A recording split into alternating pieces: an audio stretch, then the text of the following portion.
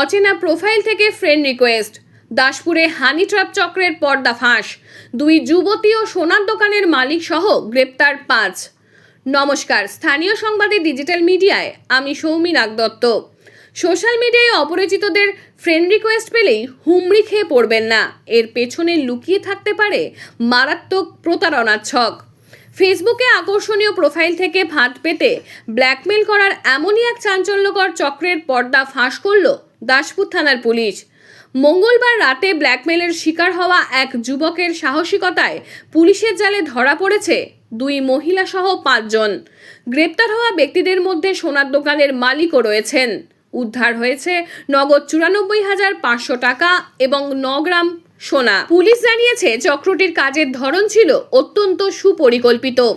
প্রথমে ফেসবুকে মেসেজ করে আলাপ জমানো হতো, তারপর স্বামী বাড়িতে নেই বলে যুবকদের নির্জন ভাড়া বাড়িতে ডেকে আনতো চক্রের মহিলারা। সেখানে পৌঁছানোর পরই চক্রের বাকি সদস্যরা আচমকা ঘরে ঢুকে ভয় দেখিয়ে ভিডিও রেকর্ড করত। এরপর সেই ভিডিও সোশ্যাল মিডিয়ায় ছড়িয়ে দেওয়ার হুমকি দিয়ে চলত লক্ষাধিক টাকা আদায়ের কাজ। সম্প্রতি এমনই এক ঘটনার শিকার হন দাসপুরের কুলচিকড়ির বাসিন্দা, পেশায় ভিন রাজ্যে কর্মরত এক স্বর্ণশিল্পী রথিকান্ত দোলই। দিন কয়েক আগে ফেসবুকে ঝিলিক মাঝি নামে এক মহিলার সঙ্গে তার আলাপ হয়। মঙ্গলবার রাতে যুবতী তাকে দাসপুর থানার কলোরার এক ভাড়া বাড়িতে ডাকে। সেখানে যাওয়ার কয়েক মিনিটের মধ্যেই এক যুবক নিজেকে ঝিলিকের স্বামী পরিচয় দিয়ে ভিডিও করতে শুরু করে। সঙ্গে হাজির হয় চক্রের আরও 2 সদস্য, এক যুবক ও যুবতী।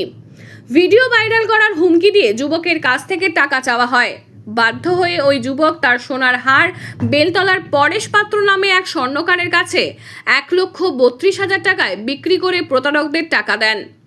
সম্মান হারানোর ভয়ে লুকিয়ে না থেকে ওই যুবক সোজা দাসপুর থানায় অভিযোগ জানান।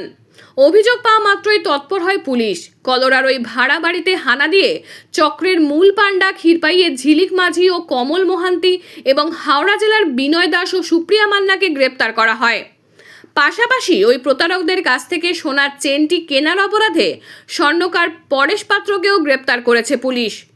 ধৃতরা জেরায় স্বীকার করেছে বিভিন্ন জায়গায় ভাড়া বাড়ি নিয়ে তারা এইভাবেই সুপরিকল্পিত ছকে বহু যুবককে প্রতারণার ফাঁদে ফেলেছে।